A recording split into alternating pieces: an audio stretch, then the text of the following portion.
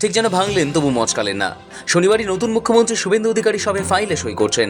সব মিলিয়ে এখন বলাই চলে বাংলায় সরকার বদলেছে গদি। পূর্ববর্তী সরকারের মেয়াদ শেষ হয়েছে বৃহস্পতিবারই। বিজ্ঞপ্তি জারি করে পশ্চিমবঙ্গের সপ্তদশ বিধানসভা ভেঙে দিয়েছেন রাজ্যপাল আর.এন. রবি। তবে তার বড় মমতা বন্দ্যোপাধ্যায় যেন আছেন মমতা বন্দ্যোপাধ্যায়। কালীঘাটের অন্দরমহলে ঘড়ির কাঁটা যেন এখনও থমকে আছে গত সপ্তাহের কোনো এক মঙ্গলবারে। বাংলায় বিপুল পরাজয়ের পর তাসের ঘরের মতো বিধানসভা ভেঙেছে, আসন সংখ্যা ৮০-তে ঠেকেছে। তবু মমতা বন্দ্যোপাধ্যায় মচকানোর পাত্রী নন, অন্তত তার সোশ্যাল মিডিয়ার বায়োতে সেটাই বলছে। শনিবার মুখ্যমন্ত্রী হিসেবে শুভেন্দু অধিকারীর শপথের পর অবশেষে সোশ্যাল মিডিয়ায় মমতা নিজের বায়োতে বদলেছেন ঠিকই, তবু প্রাক্তন যোগ করেননি। বায়োতে তিনি প্রাক্তন নন, বরং তিনটি বিধানসভার ব্যাটন হাতে এক অবিচল মমতা।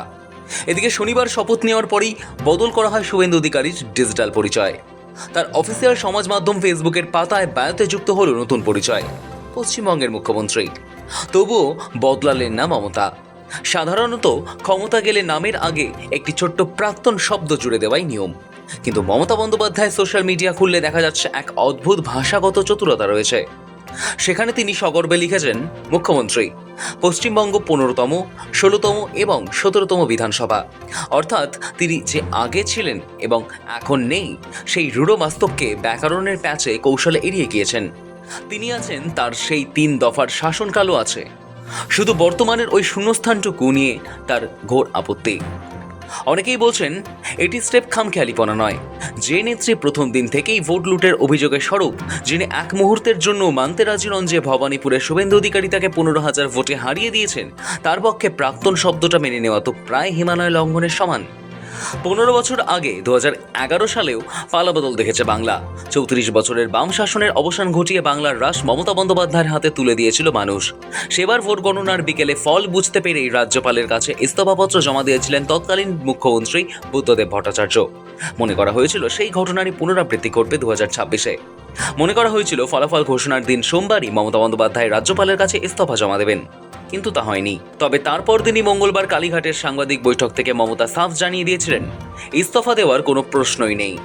কেন, কিসের জন্য? আমরা তো হারিয়ে নিয়ে যাব। হারলে আমি যদি শপথ নিতে যেতাম তাহলে আমি রেজিগনেশনটা করতাম। এখন তো কোয়েশ্চেন ডাজন্ট অ্যারাইজ। জোর করে দখল করে যদি কেউ মনে করে যে আমি কি রেজিগনেশন দিতে হবে, no, not that. Now also I want to say that we didn't lose the election. It is their forceful attempt to defeat us. Officially they may, through election commission, can defeat us. But morally I am telling you that we won the election. আর এই নিয়ে net পাড়ায় Rogor থামছে না। যতক্ষণ তিনি নিজেকে মুখ্যমন্ত্রী হিসেবে সোশ্যাল মিডিয়ায় পরিচয় দিচ্ছিলেন, ততক্ষণ রসিক নেটিজেনরা ঠাট্টা করে লিখেছেন, সিভিক ভলেন্টিয়ারের রাজ্যে কি তবে এবার সিভিক মুখ্যমন্ত্রীর জমানা শুরু হলো? কেউ আবার বলছেন খাতায় কলমে নেই তো কি হয়েছে, বায়েতে তো আমি রানী।